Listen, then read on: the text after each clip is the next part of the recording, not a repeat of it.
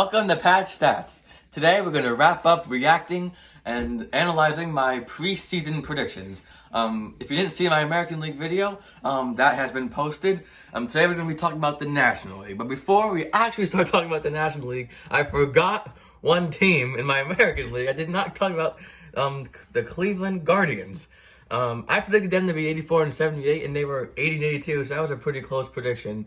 I thought they'd be in third place, but they actually were in second place. I thought another team would be better. And I knew they had good pitching, and I knew their hitting was bad.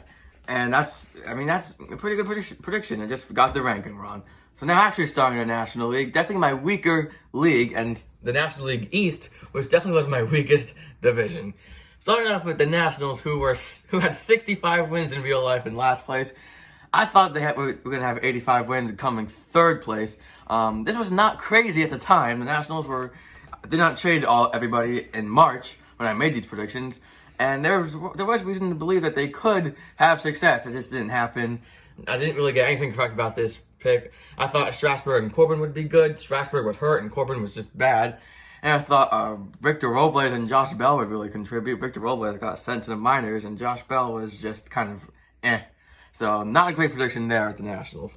And the same thing can be said about the Marlins. Even though I got their ranking and division correct, I thought they would show improvement. I thought they might surprise some people, particularly with their pitching, which I knew was good, and it was good. They had some very nice starters come up this year, but I thought that would take them to more wins than it actually did. Still not a terrible prediction, but not the best one by any means. And this was another bad one. I thought the Mets were going to win 90 games and finish in second place. They only won 77 games and got third place. I kind of said their pitching was good. I mean, obviously Jacob deGrom. And I wasn't really too worried about that in the season. And, I mean, when they were winning games, the pitching was not the problem. The problem was the hitting, which I thought was good. And there was reason to believe that. I was not crazy to think that the Mets hitting was going to be, or was supposed to be, one of the best in baseball. But that just did not at all happen in the season. It's unfortunate since that is my favorite team, but not a great prediction. For the Philadelphia Phillies, the record was not that far off. I thought they'd be 77 and 85. They were actually 82 and 80. My prediction, that should say fifth place. I predicted them to be in fifth place, believe it or not. And this was basically because I thought all the other competition was going to be the National League East. I just didn't think the Phillies would hold up, but obviously that competition did not really exist. And I knew that they were just an average team, and they were just going to be around 500, and that's basically what they were. However, I did not think that Wheeler was going to be a Cy Young level, and Harper was going to be at MVP level, so that would be a miss. And then my best prediction, in terms of the one part of it, was the Atlanta Braves. I predicted them to be in first place. Record was, 88 wins. They actually won. I thought they'd win 94. I knew they had good hitting and a solid bullpen. I didn't think they'd be very good, at least in the regular season. At least that's what they were.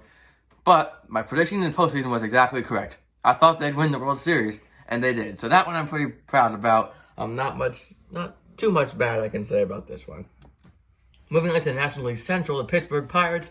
They're just a bad team. The problem is I thought they'd be really bad, one of the worst teams of all time. They were just bad. 60 wins. I thought they'd win 47 games. That was For the Cubs, I got this one pretty much square on here. I thought they'd win 74 games in fourth place. They won 71. I thought they wouldn't be good and have a trade deadline overhaul. And look at that. That's exactly what happened. So, pretty good prediction right there. For the Cincinnati Reds, I knew they'd be in third place. They just got the numbers mixed up. I thought they'd go 79-83, and they went 83 and 79. They're just kind of an average team. Their hitting was solid this year, even though I was a little skeptical of that. And the Reds are basically the definition of an average team right now. Same with the Phillies, just average all the way around.